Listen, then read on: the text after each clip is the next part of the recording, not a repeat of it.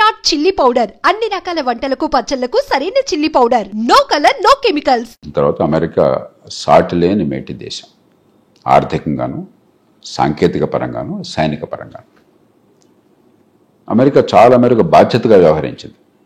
యూరప్ని రెండో ప్రపంచ యుద్ధం తర్వాత సర్వనాశనమైన తర్వాత పెంచడంలో కానీ మార్షల్ ప్లాన్ ద్వారా, యుద్ధంలో ఓడిపోయినా కూడా జపాన్ని జర్మనీని హక్కులు చేర్చుకుని ఆ రెండు దేశాలని పెంచడం కానీ, ఆసియా ఖండంలో దక్షిణ కొరియా కావచ్చు, లేకపోతే సింగపూర్ కావచ్చు, తైవాన్ కావచ్చు, ఈ దేశాలని పెంచడం కానీ, చివరికి సిద్ధాంతపరంగా విభేదాలున్నా కూడా చైనా పంథా మార్చుకోగానే చైనాకి పూర్తిగా మద్దతు ఇచ్చి సాంకేతిక విజ్ఞానం పెట్టుబడులు మార్కెట్లో అవకాశాన్ని ఇచ్చి చైనాని పెంచడం కావచ్చు. ఒకప్పుడు మనలాంటి దేశాల్లో ఆహారం లేకపోతే ఆహారాన్ని PL-480 నాటి నిధుల ద్వారా అందించి లక్షలాది మంది ప్రాణాలు పోకుండా ఆకలి బాధలకు గురి కాకుండా కాపాడడం కావచ్చు. ఇలాగ చాలా బాధ్యత వ్యవహరించింది కొన్ని తప్పులు జరిగినా కూడా.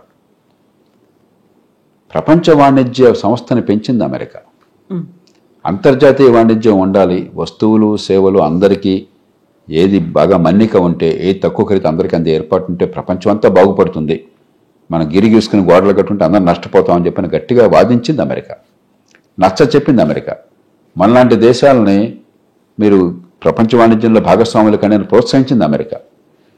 వాళ్ళు అలాంటి అమెరికా వచ్చి మా దేశాన్ని గోడలు కట్టేస్తాం, మీ దేశం నుంచి మాకు ఎగుమతి రావడానికి వెళ్ళలేదు, ఇష్టం వచ్చినట్టుగా మీ మీద ఆంక్షలు విధించేస్తాం, లేకపోతే టారిఫ్లు పెట్టేస్తాం, మీ ఎగుమతులు ఇక్కడ అందకుండా చేస్తాం అని చెప్పిన ధోరణి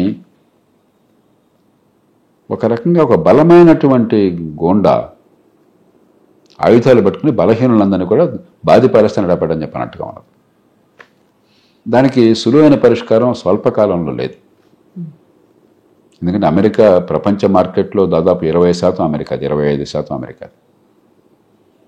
కాబట్టి మీరు ఏ వస్తువు అమ్ముకోవాలన్నా అమెరికాలో అమ్ముకోవడం లేకపోతే ప్రస్తుతానికి చాలా ఇబ్బంది అవుతుంది. ఎల్లకాలమైనా ఉండదు, కాలక్రమేణా పోతుంది, తగ్గిపోతుంది. అంటే అమెరికాయే చేస్తున్న చర్యలా కొనసాగినట్టయితే ఇతర దేశాలు పెరుగుతున్నాయి, ఎల్లకాలం ఒక్కళ్ళే ఉండరు. మరి అమెరికా కనుక ప్రపంచంతో సామరస్యంగా మెలిగి అందరితో సమానంగా ఉండి అందరికి అవకాశాలు ఇవ్వకపోయినట్టయితే మిగతా ప్రపంచం మన దాంతో చూసుకుంటుంది. కానీ ప్రస్తుతానికి ఖచ్చితంగా ఇది సంకటం, దానిలో అనుమానం లేదు. అంచేత మనం మన ప్రయోజనాలను కాపాడుకోవటం, దానిలో రాద్ధాంతం చేయకుండా మన మూల ప్రయోజనాలు, మన కోర్ ఇంట్రెస్ట్ అంటున్నాం, స్ట్రాటజిక్ ఇంట్రెస్ట్. ఉదాహరణకి వ్యవసాయంలో వంట నూనె ఉన్నది. వంట నూనె యథేచ్ఛగా మీరు అమెరికా అది కోరట్లేదు, కానీ యథేచ్ఛగా దిగుమతులు ప్రోత్సహించండి, తక్కువ ఖరీదుకి దిగుమతులు వస్తాయి, మీ దేశంలో వంట నూనెకి ఉండదు, నూనె పండించే వాళ్ళతో నాశనం అవుతారు, మీరు శాశ్వతంగా మా దేశం ఆధారపడాలని చెప్పన్నారు అనుకోండి, మన ప్రాణమైన ఎదుర్కోవాలి. నేనే చాలా కాలం పోరాడి వంట నూనె దిగుమతి మీద టారిఫ్లు, దిగుమతి సుంకం పెట్టించింది నా వల్ల వచ్చింది. భారతదేశంలో 2017లో వచ్చింది. అప్పటిదాకా 10 ఏళ్ల పాటు పోరాటం చేశాం, సుంకం లేదు. ఇప్పుడు 30-35% మంది యుక్రెయిన్ వారి వల్ల కొంతకాలం తీసేశారు, చమురు కొరత ఉందని చెప్పి మళ్ళీ పెట్టారు. ఇప్పుడు దాంతో ఏమవుతుంది, భారతదేశంలో చమురు పండించే రైతులకి పంట గిరాకీ తగ్గకుండా వాళ్ళు కాపాడుకోగలుగుతున్నాం. దానికి తగ్గట్టు వాళ్ళకి ప్రోత్సాహకరించి క్రమక్రమంగా దేశం ఉత్పత్తి కోసం ప్రయత్నాలు చేస్తున్నాం. ఒక కీలకమైన ఆహార విషయంలో భారతదేశం శాశ్వతంగా దిగుమతి ఆధారపడకుండా మనం ఉత్పత్తి చేయగలుగుతాం. అక్కడ మనం రాజీ పడకూడదు. కొన్ని విషయాల్లో రాజీ పడాలి. మనం మొండి వాదన, పిడి వాదన. ఉదాహరణకి GM seeds, genetically modified seeds, దాని ఉత్పత్తులు రావాలా వద్దా, లేకపోతే అలాంటి టెక్నాలజీ రావాలా వద్దా? ఖచ్చితంగా రావాలి. ప్రతి ఉన్నది. ఒకప్పుడు ఈ గొంగళి పురుగు, హిలియోతిస్ అంటాం, అమెరికన్ బోల్వామ్ అంటారు, ఆ గొంగళి పురుగు వల్ల పత్తి నాశనమైంది, దేశం అంతా సర్వనాశనం అయిపోయింది. నేను స్వయంగా చూశాను, జిల్లా కలెక్టర్గాను ఒక పౌరుడిగాను నేను చూశాను, ఆ విషాదాన్ని చూశాను. ఎంతోమంది రైతులు ఆత్మహత్యలు చేసుకున్నారు. లక్షల రూపాయలు పెట్టుబడి పెట్టిన తర్వాత ఆ పురుగు వచ్చి తినేస్తుంటే దాన్ని కాపాడలేక. ఆ తర్వాత బోల్గార్డ్ కాటన్ అని చెప్పిన జెనెటికల్లీ మాడిఫైడ్ సీడ్ వచ్చింది, మన్సాంటో కంపెనీ వాళ్ళు, PT కాటన్ అంటారు. దేశంలో 197 మంది దాన్ని వెంటనే స్వీకరించారు మన రైతులంతా కూడా. అది లేకపోతే దేశంలో పత్తి పంట నాశనం అయిపోయేది. కాటన్లో మళ్ళీ కొత్త వెరైటీలు వచ్చినప్పుడు GM సీడ్స్ ఇంకా మరింత వ్యాధులను ఆపడం కానీ లేకపోతే ఉత్పత్తిని పెంచడం కానీ అవి మన దేశంలో రావట్లే. ఇంకా మన మూర్ఖత్వం వల్ల అవి రాకపోతే నష్టపోయేది మనం. కాబట్టి GM సీడ్స్ వల్ల ప్రజలకి హాని జరుగుతుంది, ఆరోగ్యం దెబ్బతింటుంది అన్నది పూర్తిగా అశాస్త్రీయమైన ఆధారం లేని వితండవాదం. మానవ చరిత్ర మొత్తం కూడా ఈ జన్యువుల్ని మనకు పనికొచ్చేట్టుగా తీర్చిదిద్దడంలో ఉన్నది. వ్యవసాయం వచ్చింది ఆ రకంగా. ఆల్మండ్స్ ఉన్నాయి ఉదాహరణకి, తెలుగులో ఏమంటాం ఆల్మండ్స్ని? బాదం పప్పులు. బాదం తీయగా చాలా రుచిగా ఉండేటువంటి పండు కాదు, పదార్థం కాదు. 190 బాదం చెట్లు చేదుగా ఉండేవి. ఆ ప్రాచీన మానవుడు ఏం చేశాడు? అవి చూసి ఏ మొక్క నుంచి మనకు తినేటికి పనికి వచ్చేటువంటి బాదం వస్తుంది, ఏ మొక్క నుంచి పనికిరాని బాదం తినకూడని వస్తుంది, అది వేరు చేసి జాగ్రత్తగా ఈ సీడ్స్ని, ఈ విత్తనాలను మాత్రమే పక్కన పెట్టి వాటితో మొక్కల్ని పెంచి తరతరాలుగా కొన్ని వందలేళ్ళు పోరాటం చేస్తే, ప్రయత్నం చేస్తే సెలెక్టివ్ బ్రీడింగ్ అంటాం. అప్పుడు మనం ఇవాళ తినే బాదం వచ్చింది. వ్యవసాయంలో ఏ వస్తువు వచ్చినా కూడా దేవుడో లేకపోతే ప్రకృతితో వరి పండించుకో, గోధుమ పండించుకో అని రాలా. ఆ పంటను కానీ, ఆ పంటలో ఏ మొక్కలు పనిచేస్తాయో ఆ జన్యువులు కానీ మన ప్రాచీన మానవులు వేరు చేశారు. తర్వాత టెక్నాలజీ పెరిగిన తర్వాత మనం హైబ్రిడైజేషన్ మొదలెట్టాం, క్రాసింగ్. దానిలో మళ్ళీ రకరకాలు వచ్చినాయి. ఈ జీఎం టెక్నాలజీ అంటే ఏం లేదు, దాన్ని జీన్స్ ఏంటో అర్థం, ఏ జీన్ వల్ల మనకు పనికొచ్చే లక్షణాలు చూసి ఆ జీన్ని పట్టగలుగుతున్నాం. 10,000 సంవత్సరాలుగా మానవ జాతి ఏం చేస్తుందో ఇదే వేగంగా చేయగలుగుతున్నాం అంతే.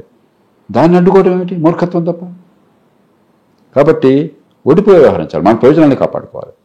దీనిలో భేషజం కాదు, అహంకారం కాదు, అలాగే బేలతనం కాదు, బలహీనత కాదు, రెండూ ఉండకూడదు. పొట్టిడిపులు ఉండాలి, మన మౌలిక ప్రయోజనాలను కాపాడుకోవాలి, మనం కార్యసాధనకి దిగాలి. కాలక్రమేణా ఇలాంటి ఒడిదుడుకులు పెద్ద దేశాల నుంచి వచ్చిన ఇబ్బంది లేని రీతిలో ఎలా ఉండాలో మనం ఆలోచించాలి. ఉదాహరణకి గతంలో తెలుసో తెలియకో ఎన్నో ఒప్పందాలను తిరస్కరించాం మనం. ఆర్సెప్ అని ఉంది, ఆర్సీఈపీ అని ఉంది, రీజనల్ కాంప్రహెన్సివ్ ఎకనామిక్ ప్యాక్ట్ ఏదో ఉంది. దానిలో మన భాగస్వాములు కాదు, మనమే బయటకు వచ్చాం. జపాన్ ఉంది దానిలో, చైనా ఉంది, దక్షిణ కొరియా ఉంది, ఆస్ట్రేలియా ఉంది, సింగపూర్ ఉంది, మరి ఆగ్నేయ ఆసియాలో దేశాలనే ఉన్నాయి. మనం కావాలని బయటకు వచ్చాం, నష్టపోతుంది మనం. అలాగే మరెన్నో ఒప్పందాలు మనం పెద్ద పట్టించుకోవాలి, మనం ఆంక్షలు విధించుకున్నాం. ఇప్పుడు దాని నుంచి బయటపడి మన ఉత్పాదకతను పెంచుకోవాలి, పోటీతత్వాన్ని పెంచుకోవాలి, అదే సమయంలో ప్రపంచ వాణిజ్యంలో భాగస్వాములు కావాలి. దీర్ఘకాలంలో మన ఉత్పత్తిని పెంచుకోవాలి, ఉత్పాదకతను పెంచుకోవాలి, మన పోటీలు తినపడగలగాలి. దానికి ప్రత్యామ్నాయం లేదు. కాబట్టి స్వల్పకాలిక వ్యూహం, దీర్ఘకాలిక వ్యూహం, ఊడిపోయినటువంటి తీరు. అంతేగాని తాపట్న కుందేటికి మూడే కాళ్ళని అమెరికా అంటే అమెరికాకి నష్టం, ప్రపంచానికి నష్టం, మనం అంటే మనకు నష్టం. కాబట్టి మనం ఎక్కడ కొంచెం పట్టుడుపులతో చేయాలి.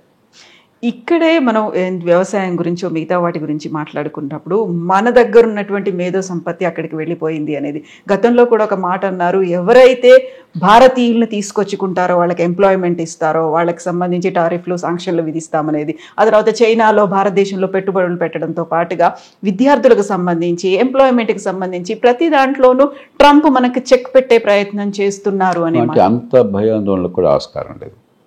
వాణిజ్యంలో ఆంక్షలు ఉన్నాయి తప్ప మనకి సేవలు అందించే భారతీయులు ఇక్కడి నుంచి అక్కడికి వెళ్ళిన వాళ్ళు, భారతీయ సంతతి వాళ్ళు ఆ దేశంలో చాలా మంచి పనులు చేస్తున్నారు, ఒదిగొదుకుంటున్నారు, సమాజంలో మిళితం అయిపోయినారు. వాళ్ళు వాళ్ళ ఆర్థిక వ్యవస్థకు అవసరం. కాబట్టి మేధో వలస మనం భయపడక్కర్లేదు. మేధో వలసకి మనకు పరిష్కారం ఏంటంటే అపారమైన మేధస్సు వృధా అవుతుంది దేశంలో. కాబట్టి అందరికీ మంచి ప్రమాణాల విద్యా నైపుణ్యం వచ్చే ఏర్పాట్లు చేస్తే 10 మంది పోయినా 90 మంది మనకు మిగులుతారు. అది ఇవ్వకపోవటం మన తప్పు. అలాగే వీళ్ళు వద్దు అనుకుంటే నష్టపోయేది అక్కడ కంపెనీలు, అక్కడ ఆర్థిక వ్యవస్థ. అక్కడ మీరు చెప్పినంత ఆందోళనకరంగా పరిస్థితి ఏం లేదు. వలసల విషయంలో చట్టబద్ధంగా వెళుతున్నంత వరకు, నైపుణ్యంతో వెళుతున్నంత వరకు, అక్కడ చట్టాన్ని పాటిస్తున్నంత వరకు వలసల విషయంలో ఇబ్బందులు లేవు, మామూలుగా వచ్చే తప్ప.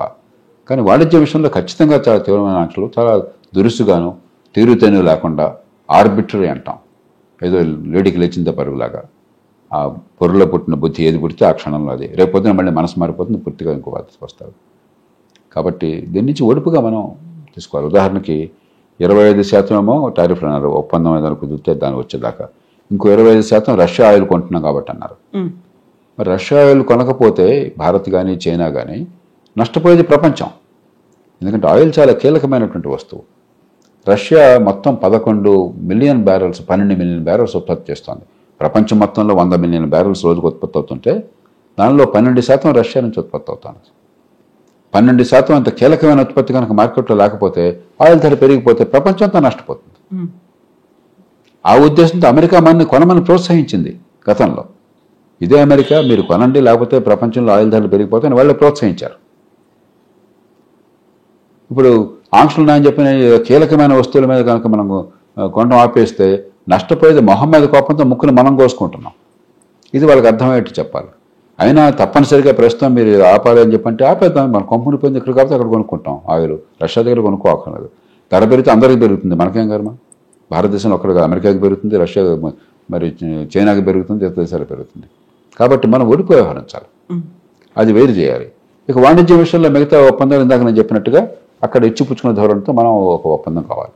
కాబట్టి మనకు ముందు మన బలాన్ని పెంచుకోవటం కోసం ఒడుపుగా వ్యవహరించాలి, చాలా లౌక్యంగా వ్యవహరించాలి. ఆత్మగౌరవం దెబ్బతినకూడదు, బేలగా బలహీనంగా ఉండకూడదు, అదే సమయంలో దురుస్థానంతో మూర్ఖత్వంతో ఉండకూడదు.